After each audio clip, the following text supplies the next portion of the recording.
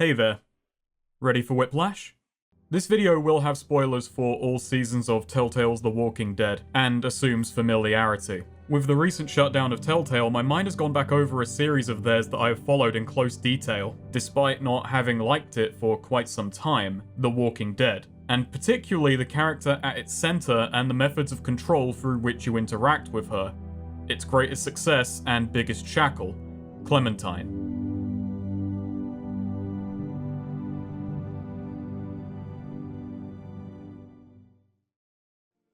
Before we start, however, I want to outline a couple of things. A lot of what I'm going to say comes from a place of trying to get genuinely immersed into the role of whatever character it is I'm playing in each season. But I am going to approach it both on narrative and mechanical terms.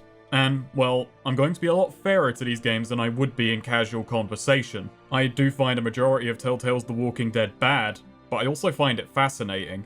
Secondly, this video will not be me saying The Walking Dead is bad because choices don't matter, we're long past that point. This is about the importance of maintaining the illusion of choice, and how it does it through characters, setting, and context. This video will dig a little into each season with a primary focus on the ever-shifting role Clementine has, how she goes from an endearing trick to a shackle around a plot she's only tangential towards.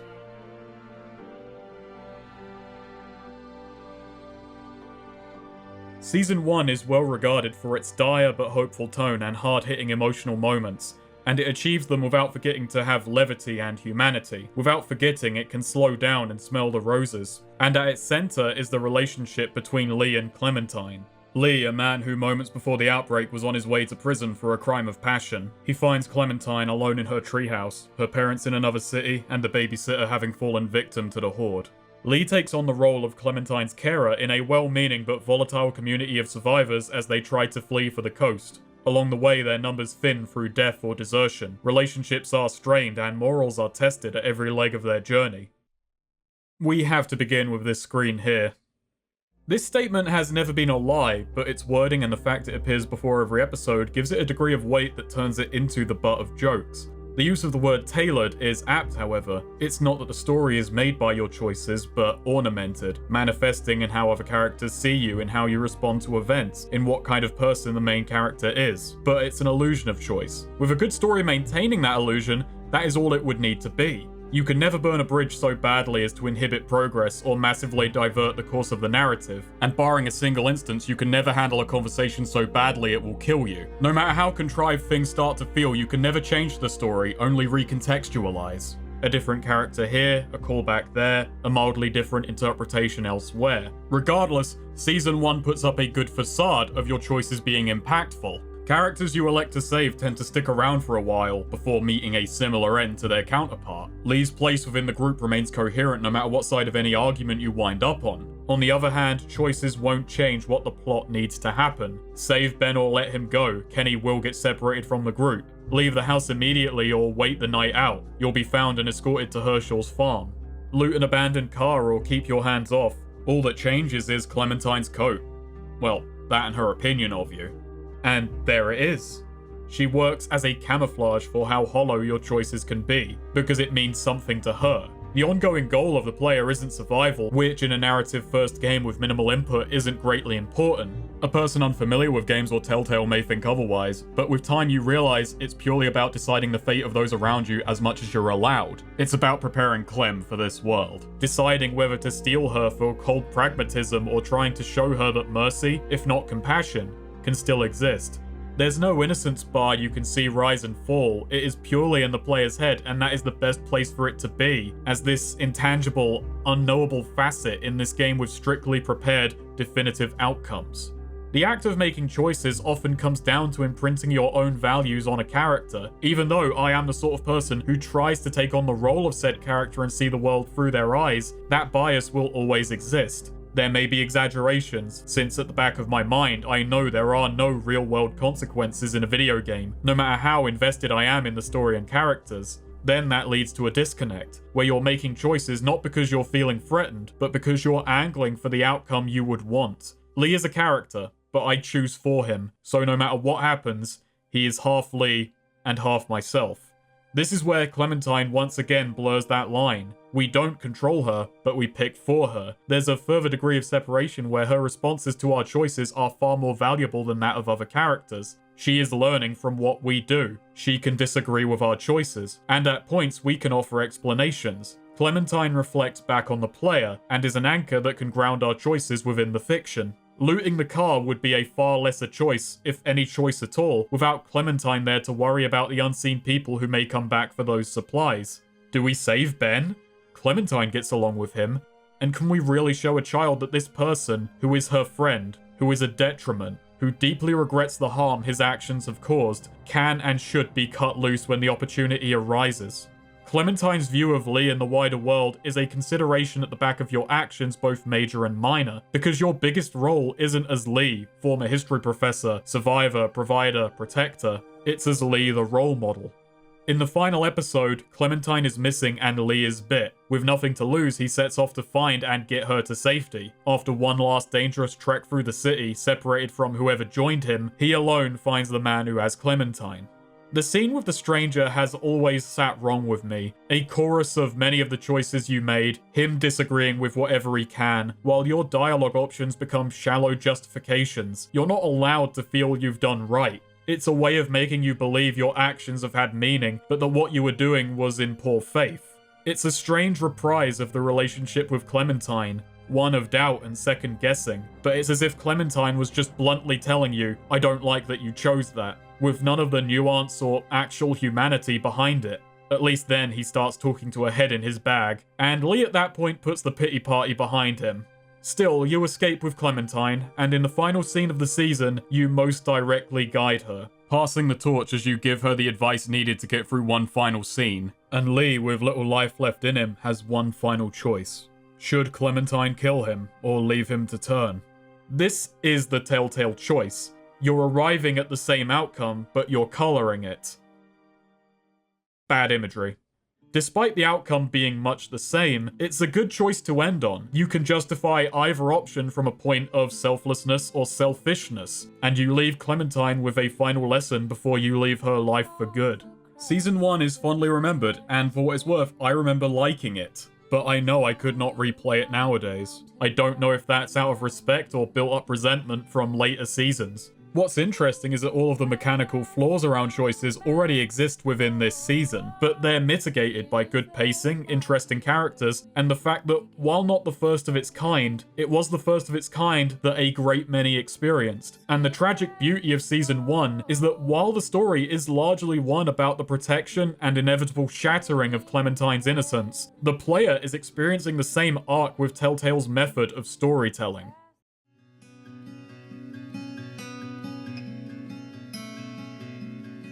Season 2 of The Walking Dead is heavily flawed, the pacing breakneck to its detriment, rushing through proceedings with little time given to flesh anything out. The illusion of choice barely there, with most of your choices disregarded. The characters all unlikable bundles of flaws and drama tailor-made to get each other killed with impressive frequency, long before you can form much of an attachment to the sacks of misery that they are. Season 2 also sees a change in the role of Clementine from deuteragonist to protagonist, and there is an interesting spark in this idea as well as a good writing challenge. First off, Clementine is a product of Lee and thus the player's teaching, with the final scene of Season 1 now acting as a somewhat smooth transition. She is in perfect position to act as a player surrogate while still being Clementine. You can imprint the decisions made as her as your leftover influence. And can those old values survive as the zombie apocalypse worsens? The writing challenge comes from her stature. Being 11 years old, she is at a physical disadvantage. She would struggle in a contest of strength with a walker, never mind a human. And as a child, she'd also have far less say in a group, assuming one would want to take on the burden of a child at all. And if she got to be in, she would be at the mercy of their decisions. True of Lee as well, but as an able-bodied adult, he would have a lot more autonomy. Season 2 begins with the death of what was left over from Season 1, and Clementine's introduction to her new group is rocky, let's say. Still, after surviving a night locked in a shed with a dog bite, she's invited out on an expedition with them. Episode 1 does an okay job portraying what it's like to be Clementine, but cracks start showing. A lot of choices you undertake as Clementine are gauging Clementine's temperament. Euthanize the dog that bit you, give water to a dying man, forgive the people who put you in a shed, culminating with who do you run to when the walkers arrive. Clementine's choices are personal choices, moral quandaries, and deciding who you like more. At most, they'll affect opinion of her. Clementine's physical state is reflected in how she faces problems. The shed fight is a scramble for survival, using the environment over brute. Well, kind of. And it's only going to get worse. The plot of Season 2 winds up being a bizarre trek. First to escape the tyrant Carver, who after being killed halfway through the season, is replaced by a trek to Wellington, led by returning character Kenny, who pretty much usurps leadership.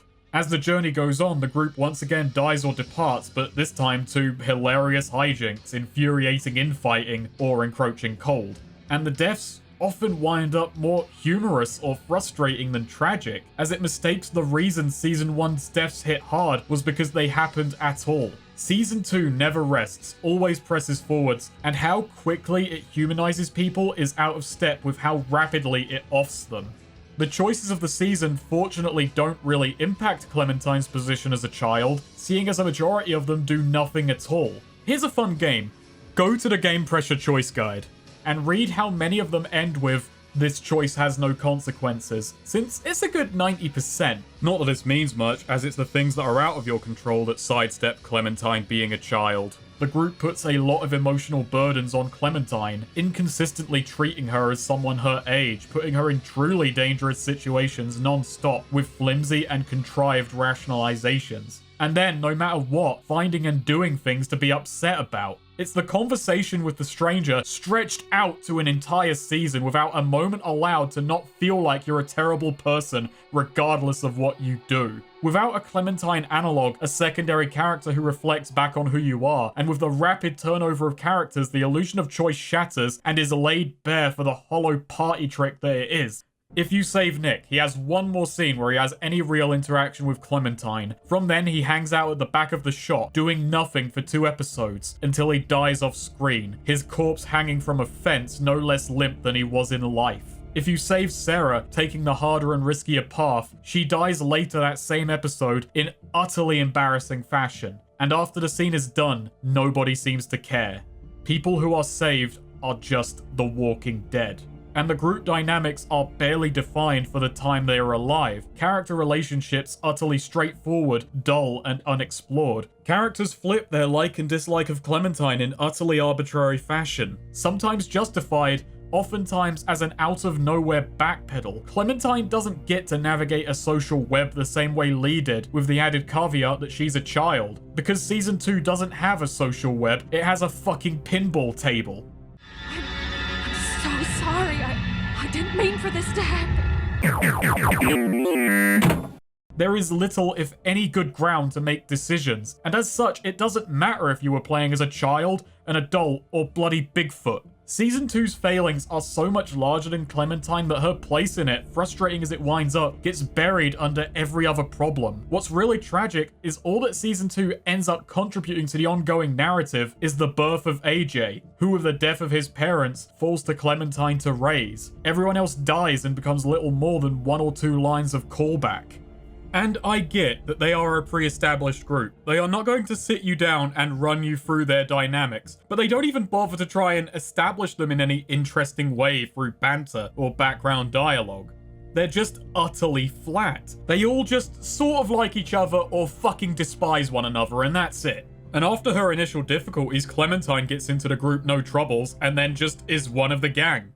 Carlos has perhaps the most interesting angle, one that actually ties with Clementine's theme about having to grow up quicker in a horrible world, that he's sheltering his daughter and doesn't want her to discover how horrible it is outside, before in the second episode they all leave because people are coming and it's fucking horrible outside. And this beat just kinda gets forgotten about because, oh yeah, we kinda dropped the ball on this, so we can't really acknowledge it. We just have to keep going.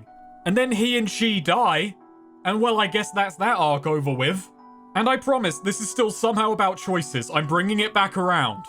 The biggest potential source of drama, that the kid might indeed be Carver's and not Alvin's, well, that doesn't really go anywhere. It doesn't build to anything since they are all so firmly against Carver anyway. There's no possible nuance or dynamic to it. And I get that The Walking Dead is about death, so sometimes there may not be payoff, but this season denies resolution. It's just non-stop meaningless bleakness, and that is such a piss poor angle to go for, such a tedious one. It's dodging the responsibility of writing anything interesting or going anywhere. So, let's calm down. There's a conversation where you can agree with Carver non-stop that yes, these people suck. It doesn't go anywhere, you still kill him in the end. There's no way to betray. I'll help you. Whatever you need. I know I'm just a kid, but I'll do my best.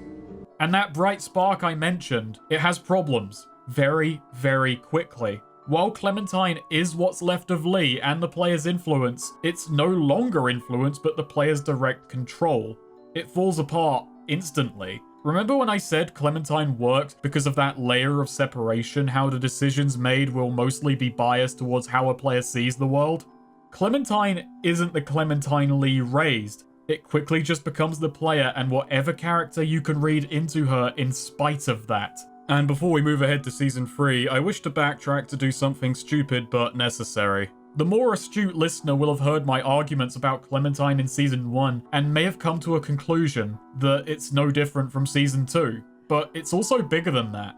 With choices being set in stone, with deterministic results based in what the player chooses, means that the player at all points is directly controlling each and every character as much as they are choosing for Lee and Clementine. Those characters are merely the eyes through which you gaze over your domain. The biggest illusion of Telltale games wasn't that of choice, it was the illusion that you were a lone actor when your role has always been more analogous to a director, deciding the tone you want a story to most closely follow. Your choices affect everyone consistently, and without randomization, the only real ambiguity has been the repercussions they'll have. And perhaps the harshest reality of Telltale's illusion is that it always had a shelf life, and it's not a long one. It just takes one poor Morton's fork of a choice and the facade starts to fade, and once it starts fading, it can't be recovered. It's why you should never play the same episode twice to see what's on the other side, because if you start pressing against the walls of any of these sets, they will wobble. The artifice becomes apparent. The illusion takes not only good writing, but a player who cooperates to be maintained. And once it breaks, you start writing flimsy rationalizations and thought experiments like my previous paragraphs have been.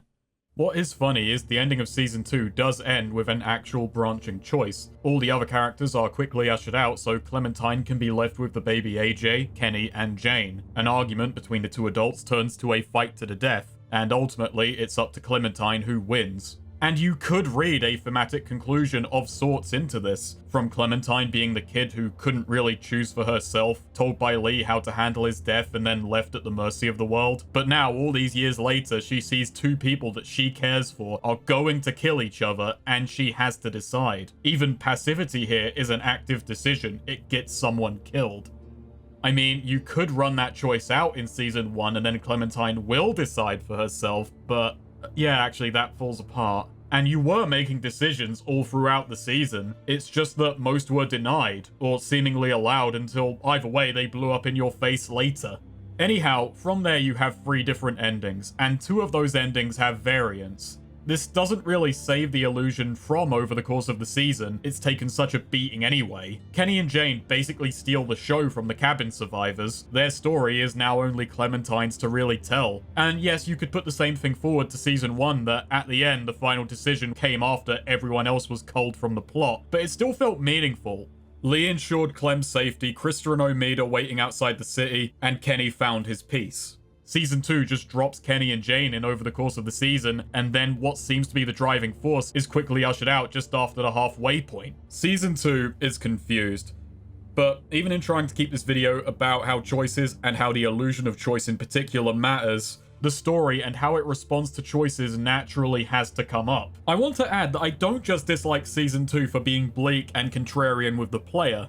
I like a bit of bleakness occasionally. What I don't like is meaninglessness. Season 2 just aspires to be dark and depressing without understanding that you need to have an emotional core and something to care about for it to all really work. It instead just banks it on Clementine. And in revisiting season 2, I get the feeling it wants to constrain what your choices can do to make a point about helplessness and having to abandon innocence totally in order to survive in a harsh world. But you can play Clementine as a giant bastard, make the most callous calls, and it can't reward that any more than it can clemency. Clemency? Sorry. It's thematically tilted against impactful choices, and with that, the illusion of choice gets sacrificed along with it. And then at the end, you do get to make a choice, but it comes in the form of an isolated ending scenario where no other factors could impact on it. It's not a build-up of choice to this ultimate moment, it is just a choice in this little bubble. Do I have a choice? Of course. Really? Nah, not really.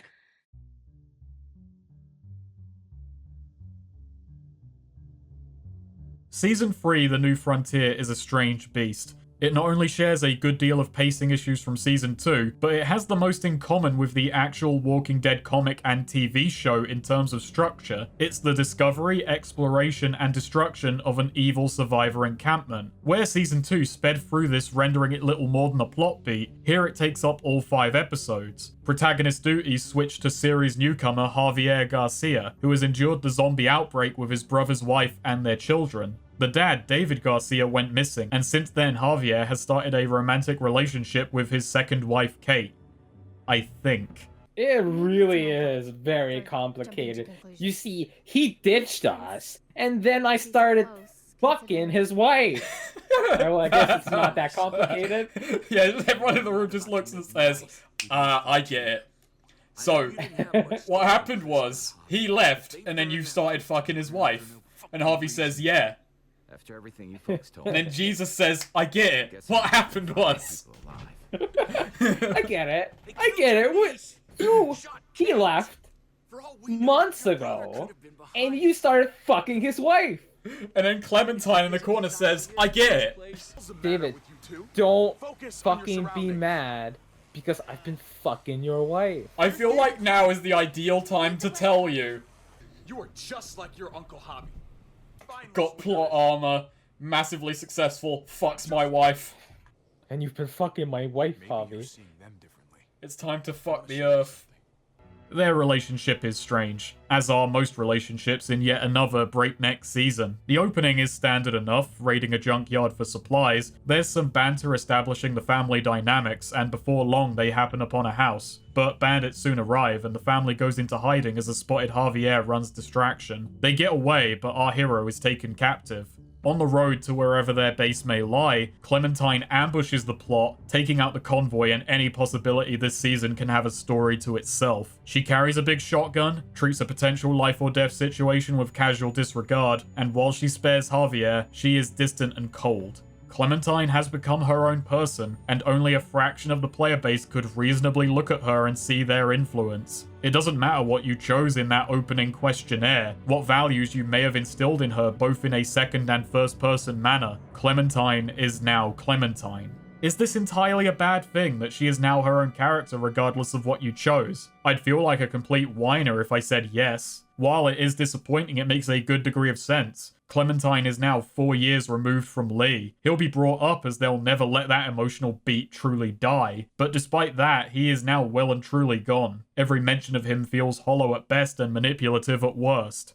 Clementine takes Javier to a nearby encampment full of friendly survivors because she has to settle a dispute with a man who sold her bullets she believes to be duds. And in the course of finding out he was an honest businessman, he pays the price for it. Clementine is about to be thrown in jail. She begs Javier to make an excuse for her, risking backlash should he be discovered, and ultimately spending a night in the slammer alongside her should he go through with it. Skipping ahead a bit, you're in a gunfight at the junkyard. Your niece and sister-in-law have been shot, and Clementine tells you to stay with her and fight, while everyone else, who are pulling your wounded family members to safety, urges you to retreat along with them. The decisions you make in regards to Clementine are only decisions because you as the player know Clementine.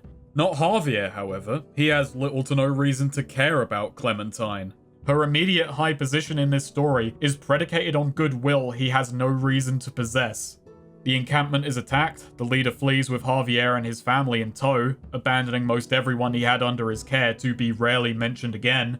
And when the wounded Kate is sent ahead to get medical care at Richmond, and we learn from comic character Jesus it's been taken over by the evil New Frontier, naturally we then discover that it's being ran by David, Javier's brother. And from there, politics and intrigue are sped through with barely any time to have any meaning or understandable motivation as the place tears itself apart over us.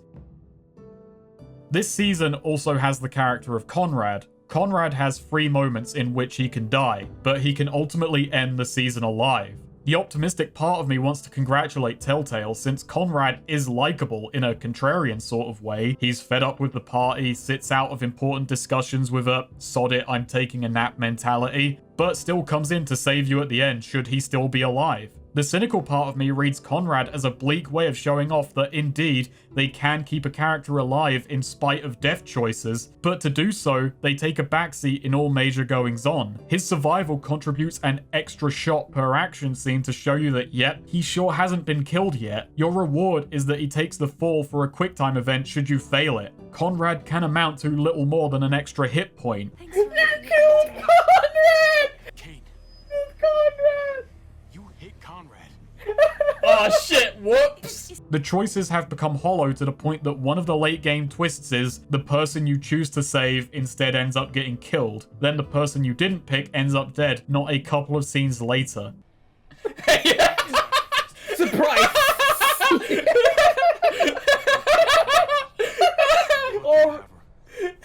Oh my god, he already hasn't done. He's already gotten over Ava. Goodbye, my friend. Well, let's move on from that. Let's clean our hands of Ava right now. Truly amazing.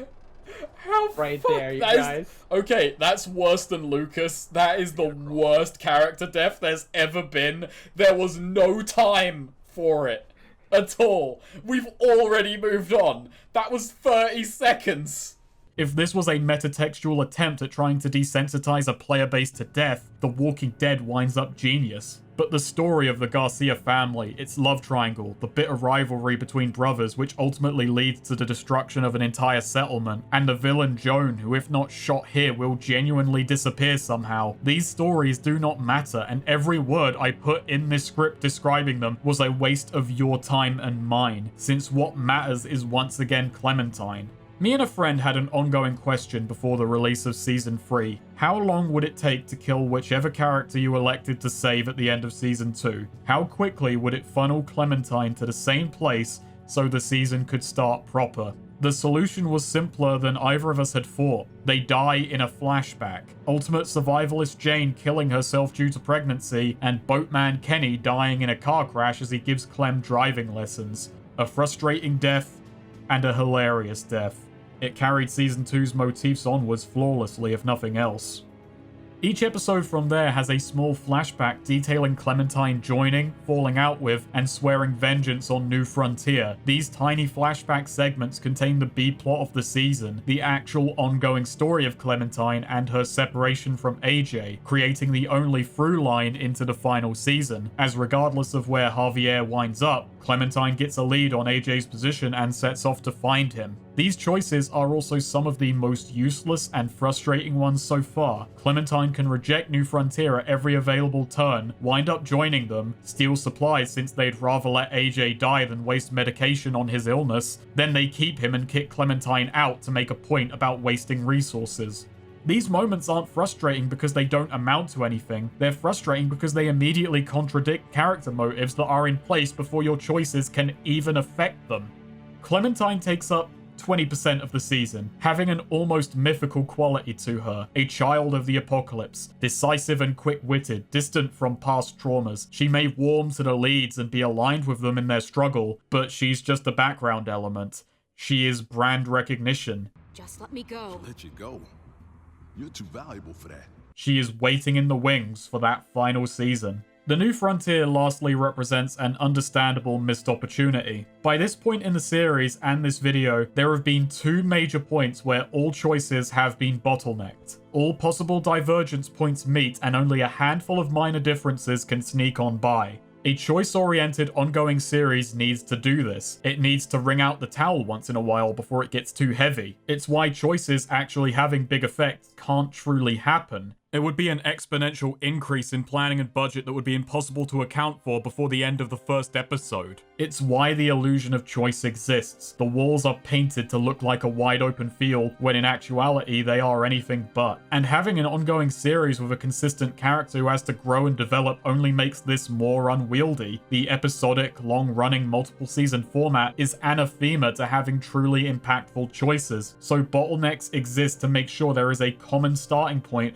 to once again start spreading out. Lee will die, Kenny will escape, and Clementine will be with Krista and Omid. Jane and Kenny will die or disappear, an impervious-looking fortress will collapse, and AJ will be taken from Clementine. All roads lead here. With a cast distinct from Clementine, based on the collapse of a survivor community, with Clementine only coming along for the ride, with a sole objective that doesn't even represent the entire community, but one of its leaders represents the possibility of a story that can branch more, since it doesn't really depend on her baggage or past encounters. The story feels straitjacketed by Clementine for no good reason, when really this should have been Harvey's story. A fresh start with more room to really feel like you're making changes of your own volition in a more self-contained story. But that can't really happen. Clementine's story ends with a definitive statement that another season will happen, that the story is not over. What if we need to come back to Richmond and face the consequences of our actions? Can we afford to account for something like that?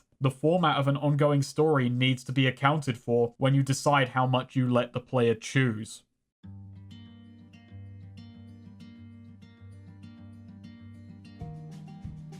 As of the time of writing, The Walking Dead the final season is over, with 2 episodes of a planned 4 coming to completion before the shuttering of Telltale Studios and the shafting of its workforce. Other companies are looking to finish the season, but, well, we'll see about that.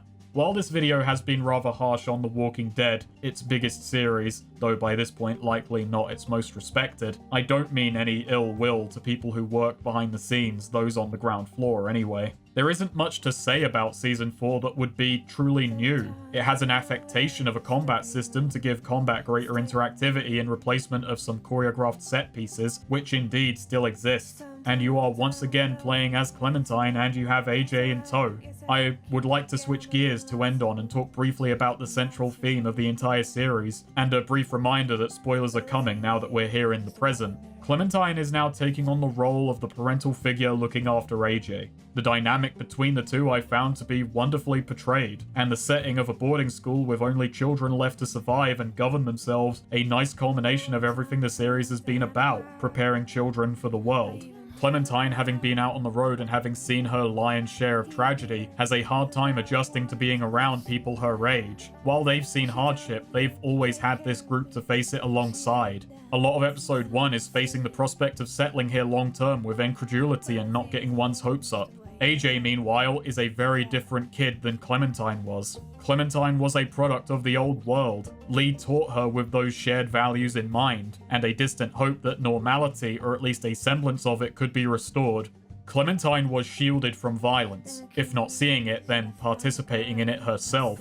AJ is a child of the world as it is now, brutal, cold, and uncaring, where a single slip-up can spell death, and where the loss of life is an expectation, not to be upset about unless it's someone you truly care or depend on. At his young age, he's already a crack shot and knows how to use a knife. The only way for him to be shielded from violence is for him to excel in it. Clementine has to try and socialize and ingratiate him with other kids.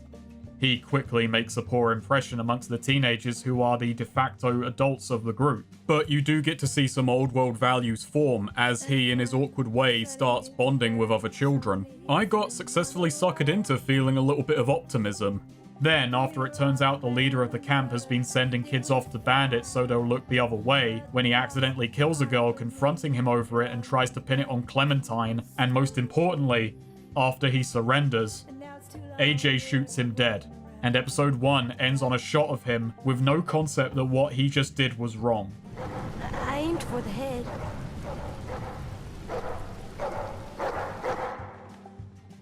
I can imagine some feeling it's contrived, especially if you've been pushing AJ towards compassion. I personally loved this moment where I realized AJ could never see the world the way Clementine does. He has never experienced peace except when Clementine provided it, and AJ just saw her threatened. he has been raised with paranoia not as a defect but a necessity, where Lee could decide to shoot a woman with a gun pointed at him, deciding that only he could guarantee his own safety from here on out. AJ didn't even know there was a choice. But I love this moment, knowing I couldn't change it. My words and actions in AJ's presence will never have stopped him from taking that shot. Is this the final stage of grief?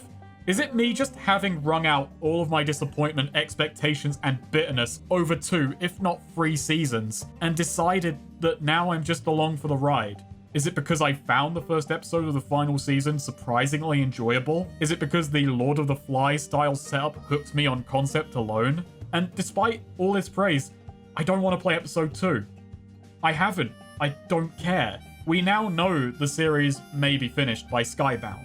If you decide to support The Walking Dead's finale and see this strange, awkwardly written, manipulative, mostly breakneck but occasionally touching series come to its conclusion, I'm not going to judge. I as well have been along for this ride. I bought the final season out of a sense of obligation, believing after 2 seasons that it will have every sane flaw, and maybe before it's over, those will creep right back in anyway. This episode has been a lot more focused than my other ones. These are thoughts on The Walking Dead that have been in my head for years. This episode is years in the making in a weird way. Next time we'll be back to a more typical playing experience. I'm deciding between what to play right now, basically. And after Brigand and Hardnut, I needed to put a very strange flavour in your mouth with a totally serious video about The Walking Dead. But we'll be back to weirdness soon enough. I promise that much.